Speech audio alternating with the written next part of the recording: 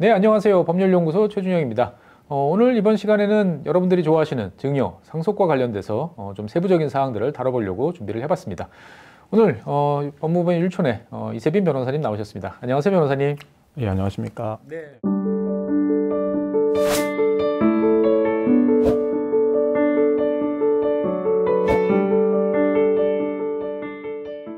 변호사님은 이제 처음 출연하셨으니까 네. 한번 시청자분들께 간단한 자기소개 한 말씀 해주시면 좋을 것 같습니다. 예.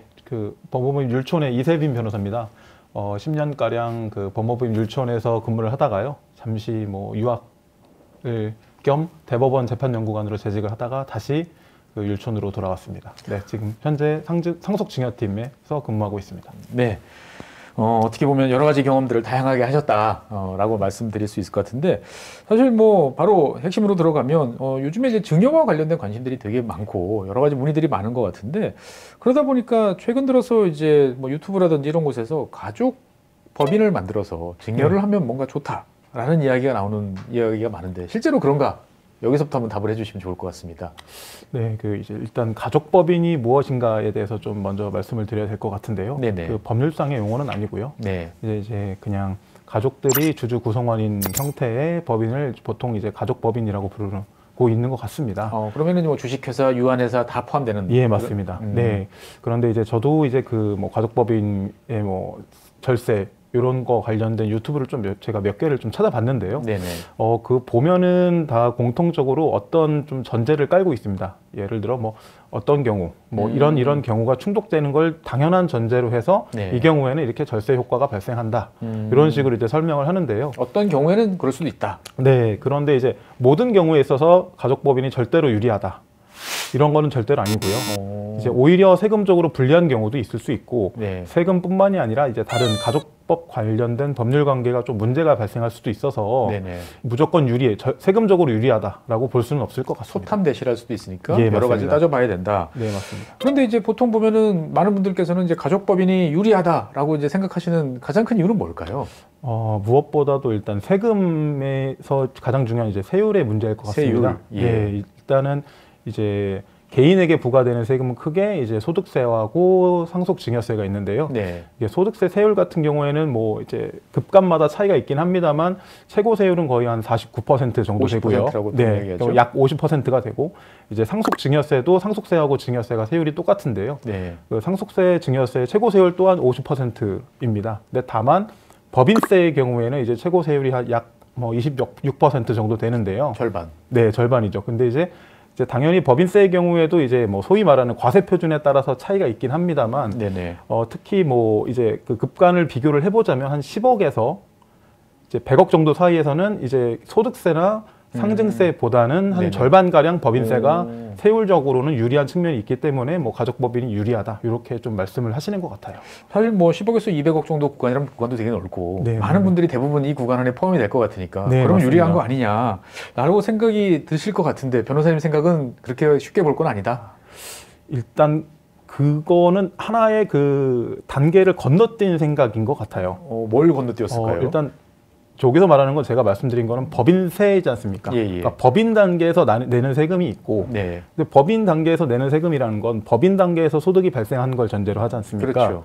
그런데 일단은 법인에서 소득이 발생하더라도 결국에 그 소득을 귀속시키는 주체는 그 가족 개개인이란 말이죠. 그렇죠. 제 주머니에 들어와야. 네, 그런데 이제 내 아이 소득인데. 소위 말하는 이제 어둠의 방법을 거치지 않은 예.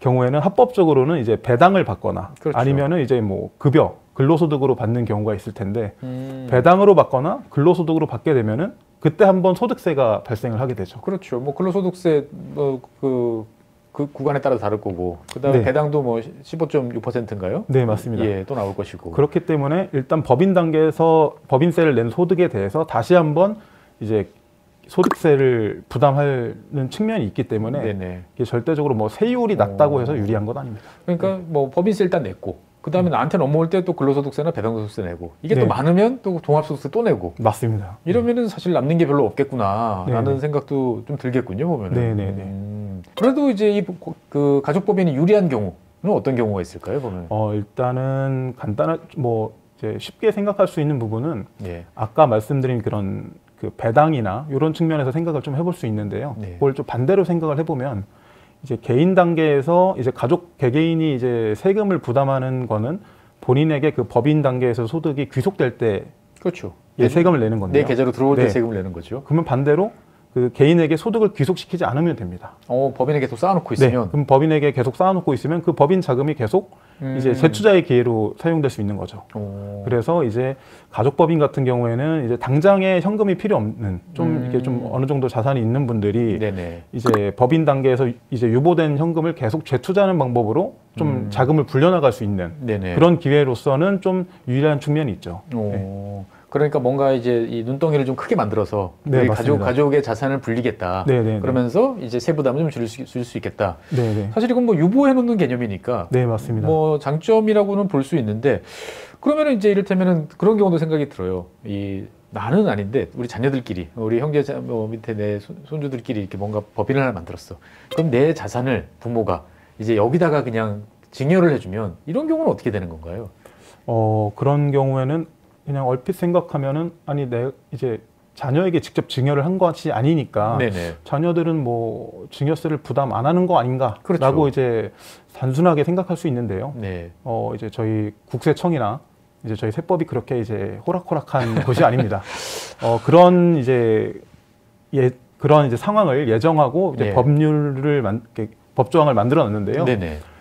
이제 보통 그런 가족법인 같은 경우에는 이제 가족들이 주주 구성원이기 때문에 네. 그 주주 구성원 모두가 이제 특수관계에 있습니다. 그렇죠. 그래서 이제 가족들이 이제 뭐 지배하는 소위 말하는 지배하는 법인에 이제 뭐 부친이라든지 모친이 이제 증여를 하게 되면은 네. 그 법인 단계에서 이제 그 증여에 따른 법인세를 한번 부담을 하게 되고요. 네네. 그러면 이제 그 증여받은 이익에서 납부한 법인세를 차감한 나머지 이익에 대해서 네. 그 이제 주주인 개인 자녀들이 만약에 주주라고 한다면 그 자녀들에게 증여세가 다시 한번 나오는 그런 규정을 이제 상증세법에서 두고 있습니다. 그러니까 아예 두 번을 내도록 일단 한 번 법인 넘어갈 때 한 번 내고 그건 뭐 당연한 건데. 네, 맞습니다. 그 다음에 다시 개인들한테 또 물린다. 네. 야, 그러면 거의 뭐 하는 의미가 없겠다라는 생각이 드는데요, 보면. 이제 이러한 이제 절세 방법, 이런 뭐 이제 가족법인 이제 소위 말하는 이제 자녀가 대주주인 법인에게 증여를 하게 되는 경우에는 이런 그 이제 특정 법인 증여에 대한 과세라는 규정인데요. 네. 그뿐만이 아니라 보통 이제 저희가 이제 상속세를 내게 될 때 상속인에 대해서는 10년 전에 사전 증여한 재산까지 다 합산해서 그렇죠. 이제 상속세를 부과하게 되는데요. 이런 경우에는 형식적으로는 이제 법인에게 증여를 했지만 이제 상증세법상 이거는 이제 그 위에 있는 주주인 자녀에게 증여한 것으로 이제 의제가 되기 때문에 요 10년의 합산 대상에 포함이 됩니다. 실질로 따지는군요. 네, 보면. 맞습니다. 네. 그러니까 어떻게 보면은 이게 이제 우리가 이렇게 하면 되겠지라고 하는 것들이 이미 세무당국 입장에서 봤을 때는 이미 다 경험해본 일이고 네. 나름대로의 다 여러 가지가 있다라고 생각하니까 쉽지 않다. 네, 맞습니다. 라고 볼 수 있겠군요. 그러니까 결국은 이제 법인을 만든다라고 그러면은 이제 잠시 세율이 낮아지는 효과는 있으나 네네. 그것이 결국 나한테 돌아올 때는 이제 똑같다. 내지 오히려 손해를 볼 수도 있다. 네네네. 근데 이제 그런 생각도 한번 해볼 수 있지 않을까요? 일단 만들어 놨는데 나중에 이제 자녀가 이제 지금은 경제 활동을 하니까 별로 필요가 없지만 나중에 자녀가 이제 늙고 이제 힘이 들어가지고 여러 가지로 이제 그 경제 활동을 하기 어려운 시점, 저 먼 훗날의 시점에서 그때부터 이제 배당을 받는다든지 하면은 도움이 되는 뭐 이런 경우는 또 어떻게 봐야 될까요? 보면은. 그런 측면에서 뭐 세금적으로는 뭐 이제 고려하면 유리할 수도 있지만 네. 다 반드시 세금만 고려해서는 또 안 되는 점이요. 네. 어떤 예를 제가 한번 들어보겠습니다. 일단 부동산이 있다고 가정을 하고 네. 이제 그 뭐 부모님께서 그 부동산을 자녀가 셋이라고 가정을 하고 그 셋에게 이제 부동산을 이제 증여를 하거나 상속을 네. 한다고 가정을 해보겠습니다. 네네. 당연히 뭐 이제 하나의 부동산이라고 하면은 그 지분 비율대로 뭐 이제 부모님이 정해주시는 대로 아니면 뭐 상속의 경우에는 법정 지분 비율대로 이제 그렇겠죠. 상속을 받아가겠죠. 예. 그러면은 그 부동산에서 발생하는 소위 말하는 뭐 임대소득이라던가 그런 각종 소득에 대해서 그 지분 비율만큼 자녀들에게 이제 분배가 될 겁니다. 그렇죠. 근데 만약에 뭐 저희 항상 뭐 나오는 것처럼 상속이 있으면 형제들끼리 싸움이 발생을 하거든요. 그렇죠. 왜 나는 조금만 줘? 네. 왜 똑같이 줘? 뭐. 안 주는 경우도 있고요. 장남이 이제 그 지분 비율을 이제 어기고 이제 네. 자기가 다 모든 이제 임대 수익이나 이런 수익을 갖는 경우도 있는데요. 네네. 그런 경우에는 이런 부동산을 상속한 경우에는 법률적으로 자기 몫을 정당하게 이제 달라고 요청을 할 수 있고 하다못해 이제 그런 경우에도 응하지 않는 경우에는 이제 공유물 분할 청구. 아이고 그런 일까지 가면 안 될 텐데. 네, 그렇게 해서라도 자기 몫을 이게 챙길 수 있는 것이 이제 법적으로 보장이 되어 있는데요. 네.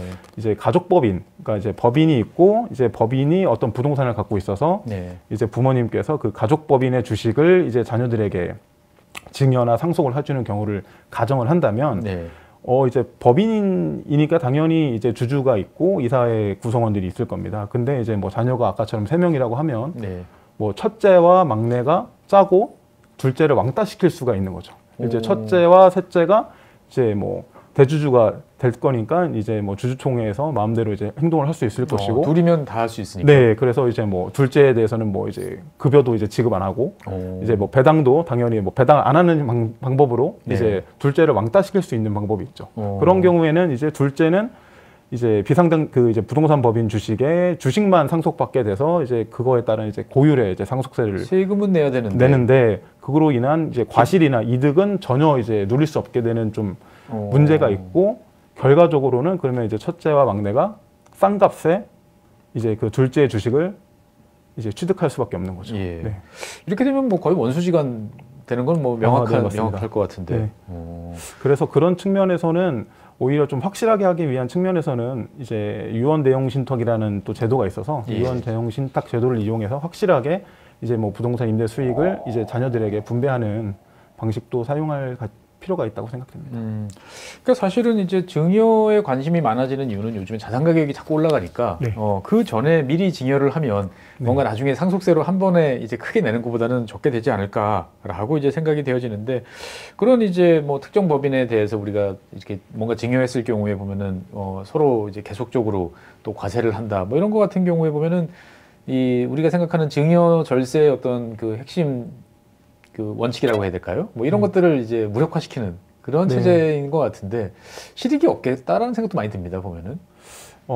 이제 앞서 말씀드렸던 그 특정 법인 증여 규정은 이게 네. 증여 규정이 아니라 증여 의제 규정입니다. 의제 규정. 그러니까 의제라는 거는 뭐 다들 아시다시피 이게 아닌 거를 맞다고 하는 이제 증여가 아니지만 증여로 본다. 했다 치고. 예, 했다 치고 증여라고 치자라는 네. 규정이기 때문에 실질적으로 그 이제 가족법인의 이제 자녀들, 주주인 자녀들이 이익을 얻었는지 안 얻었는지에 따라서 관계없이 실질적으로 이득을 얻지 않았더라도 증여세를 부과한다는 점이 좀 문제가 있습니다. 그러니까요. 그리고 가령 이제 좀 규모가 큰 가족법인의 경우에는 이제 뭐 대기업 집단을 이루겠죠. 그리고 이제 보통 뭐 수직 계열화라고 해서 이제 이렇게 수직 계열화로 이제 법인을 구성하는 경우에는 당연히 이 법인 간에 어떤 이 거래가 있을 수밖에 없습니다. 그렇죠. 근데 그런 경우에는 당연히 사업상 너무 당연한 건데 사업상 너무 정당한 이유가 있지 사업상 목적 때문에 이렇게 거래가 이루어졌지만 이제 앞서 말씀드린 특정법인 증여 규정의 법문에 해당되면은 예. 이제 그런 예외 없이 당연히 이게 무조건 증여세가 나오는 점이 좀 문제가 있고요. 그런 측면이 좀 문제가 많기 때문에 네. 좀 실무에서는 이게 좀 뭐 헌법에 위반되는 거 아닌가라는 좀 의문도 많이 가지고 있고 그런 연구도 좀 이루어지고 있는 상태입니다. 그러니까 특정법인 증여 의제 같은 경우는 여러 가지로 좀 고려해 볼 사항들이 많다. 네, 그러니까 맞습니다. 이걸 또 무조건 불리하다, 무조건 유리하다 이렇게 볼 사항은 아니고 개개 케이스마다 좀 잘 따져보는 게 필요하다. 네, 정도로 맞습니다. 이제 이야기를 할 수 있을 것 같고 혹시 뭐 또 주의해야 될 그런 규정들이 있을까요? 이와 유사한 규정이 또 상증세법에서 이렇게 규정을 하고 있는데요. 네. 그 이제 저희가 계속 말하고 있는 이제 그 증여, 소위 말하는 이제 상속이 발생하기 전에 이루어지는 이제 사전 증여의 핵심은 이제 부모님들이 이제 자녀분들에게 이제 미래에 이제 오를 만한 땅. 오를 만한 땅이나 뭐 부동산 건물 이런 거를 예. 미리 가치가 오르기 전에 미리 증여를 하고 그 이제 그 증여 이후에 이제 재산 가치가 상승하면 그 상승에 따른 이익은 자녀들이 온전히 이제 취득을 하고 그렇죠. 나중에 이제 그 자녀들이 뭐 해당 재산을 처분할 때 이제 양도소득세를 내는 형태를 이제 가장 이상적인 형태로 이렇게 꿈꾸고 있는데요. 네. 당연히 상증세법은 이런 이상적인 형태도 이제 규제하는 규정을 두고 있습니다. 빠져나갈 곳이 없습니다. 네.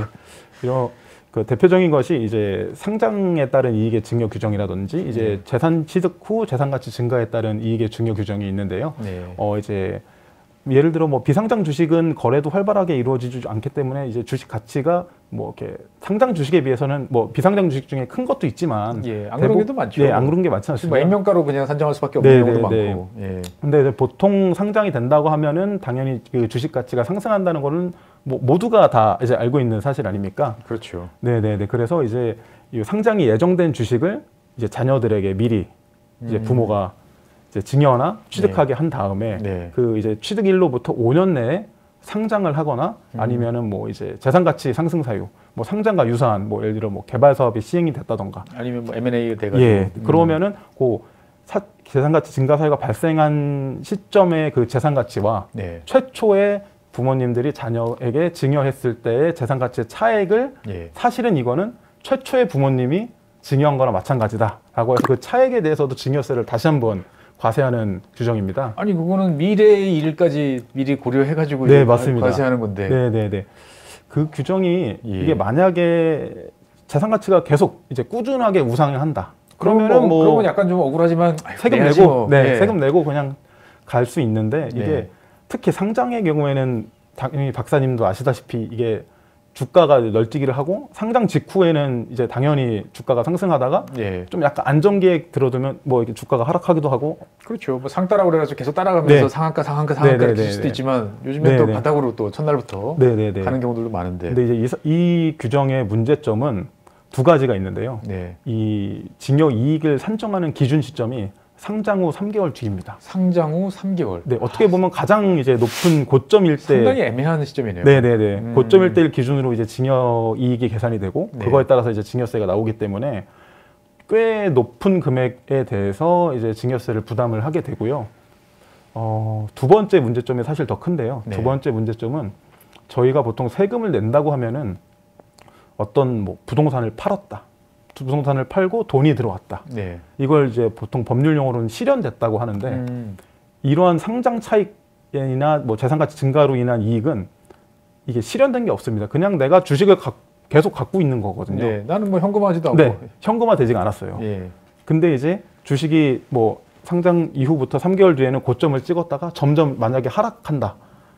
라고 하면 보통 이제 저희가 세무조사는 그 한 뭐 2년 뒤, 3년 뒤에 이제 세무조사가 들어올 거니까 예. 그때 되면은 이 주식이 그 상장 후 3개월 때 그 고점일 때와 같은 가격이라든지 아니면 그보다 높다고는 단정할 수가 없거든요. 그렇죠. 그때는 뭐 이를테면 주당 뭐 5만 원짜리였는데 네. 3년 후에 다시 이제 세무조사 때 나오니까 이건 뭐 12,000원, 네, 뭐 네, 5,000원 네. 이렇게 돼 있으면 네네네. 그러면 처음에 그 높았던 가격으로 세금을 부과를 하고 그걸 납부를 해야 되는데 예. 당연히 이제 본인 수중에는 그 12,000원짜리 주식밖에 없지 않습니까? 그렇죠. 그럼 이걸 팔아서 납부를 해야 되는데 팔아서 되면 네, 다행인데. 원본이 잠식당하는 거죠. 네, 팔아도 안 되는 거죠. 이런 문제가 있기 때문에 예. 이런 좀 측면도 고려할 필요가 있을 것 같습니다. 그러니까 어떻게 보면은 증여를 한다는 것은 말씀해 주신 것처럼 이제 미래에 대한 예측 이런 걸 토대로 해가지고 그 네. 이익을 자식들이 전유할 수 있도록 이제 해주는 건데 이 각종 규정들을 보면은 선뜻 또 하기도 상당히 어렵다. 네네. 예, 어떻게 보면 자식들이 그걸 안 받았으면 네네. 차라리 부모가 다 가지고 있다가 부모가 다 매도한 다음에 차라리 현금으로 이렇게 주면 오히려 깔끔할 수도 있었을 텐데라는 생각도 사실 드네요 보니까. 네네 맞습니다. 그래도 이제 규정이 이제 상증세법은 이런 구체적인 규정도 두고 있고요. 네. 그리고 이제 그 구체적인 규정에서 벗어난 거래 행위에 대해서도 좀 더 넓은 형태의 포괄적인 규정을 또 두고 있어요. 그러니까 유사한 경우에는 예, 증여세를 과세할 수 있다. 과세할 수 있다. 네네. 그래서 이제 뭐 미래에 단순하게 이제 자산 가치가 올라갈 것 같으니 자녀에게 미리 사전 증여를 하자. 네. 이렇게 좀 단순하게 생각해서는 안 될 것 같고요. 네네. 조금 이제 재산 가치 증가 사유가 확실할 것이다. 미래 뭐 예를 들어 상장될 것이 좀 비교적 확실하다 이런 경우에는 조금 좀 텍스 플랜을 좀 짜고 좀 여러 가지 증여를 경우를. 여러 가지 사정을 좀 고려해서 증여를 하는 편이 좋을 것 같습니다. 어떻든 원칙적으로 보면은 이제 이 예상이 되는 미래에 대해서 예상이 되고 그 다음에 이제 미실현 이득에 대해서도 과세를 할 수 있다. 하지만 이것은 제가 봤을 때는 기계적인 것은 아니기 때문에 네네. 각각의 케이스마다 과세 당국하고 뭐 협의를 한다든지 네, 맞습니다. 어떻게 보면 설득을 한다든지 네, 논리를 맞습니다. 세워서 대응할 여지는 있는 거죠. 보면. 예, 물론입니다. 근데 어떻든 간에 뭐 가족법이면 무조건 유리해요. 가족법인한테 증여를 하면 이게 뭐 세율이 쌉니다. 낮습니다. 이것만 가지고 갈 일은 아니다. 볼 수가 있겠군요. 네. 야, 이게 그 증여 상속과 이야기를 하다 보면 항상 저희 머리 위에 항상 제도가 이렇게 와 있다는 느낌이 좀 들 때도 있고, 예, 다른 한편으로 보면은 이게 세금을 줄이려고 하다 보면은 마음이 불편해지거나 가족 간의 관계가 이제 또 불편해지는 그런 경우도 있을 것 같아요. 네, 이게 상증세법이 다른 규정보다 좀 특이한 것이 그 자산가들과의 싸움으로 만들어진 규정들이 되게 많습니다. 그러니까 뭐 어떤 규정은 뭐 누구누구 법이라고 해서 어떤 이제 그 재벌 그룹 특정 케이스에 맞춰서 상속 이제 사건 이후에 발생한 이제 들어간 규정들이 있고 해서 이제 박사님께서는 이제 뭔가 국세청이나 세법, 상증세법이 이제 우리 국민들 위에 있다고 생각을 하실 수도 있는데 또 어떤 분들은 뒤늦다고 생각을 하세요. 그러니까 그렇게 제가 드리는 말씀은 뭐 이제 모든 지금 상증세법이 다 이걸 규율하고 모든 상속이나 증여를 플랜을 다 막고 있다라는 취지는 아니고 이제 잘 플랜을 미리 짜게 되면은 네, 뭐 이렇게 큰 이제 뭐 증여세를 부담하지 않더라도 이제 법에서 허용하는 범위 내에서의 증여세만 내고 이제 성공적으로 이제 증여나 상속을 이제 완수할 수 있다라는 점을 말씀드리고 싶습니다. 예, 어떻든 부모 입장에서 봤을 때는 자식한테 손실보다는 그래도 뭔가 이득을 주고 싶은데 그 이득의 범위를 이제 적절한 수준에서 어떻게 잘 서로가 맞춰볼 수 있느냐, 이게 이제 핵심인 것 같네요. 보면. 어쨌든 제가 이 증여와 상속과 관련된 이야기를 하면 점점 이제 미궁 속으로 빠져드는 그런 느낌이 있고 여러 가지 생각이 들지만 사실 항상 그때마다 보면 이것을 잘 들여다보고 개별 케이스가 다르기 때문에 그때 맞는 뭔가의 논리와 자료와 근거 이런 것들을 잘 찾으면 거기에 맞는 또 솔루션이 나온다라고 이제 반복해서 말씀드릴 수 있을 것 같습니다. 맞죠? 네, 맞습니다. 예. 그래서 증여와 상속과 관련돼서 여러 가지로 어려운 아니면 고민하시는 일이 있으시면 유튜브 보시고 선뜻 결정하지 마시고 저희 법무부 율촌에 이세빈 변호사를 비롯한 많은 전문가 분들이 계시니까 적절하게 상의 드려보시고 좋은 플랜을 통해서 자산도 잘 넘기고 가족의 우애도 다지는 그런 방안을 모색해보는 기회가 됐으면 좋겠습니다. 네, 오늘 준비한 사항은 여기까지고요. 다음 시간에는 새로운 주제로 여러분들 찾아뵙겠습니다. 나와주신 이세빈 변호사님 대단히 감사하고 시청해주신 여러분 고맙습니다.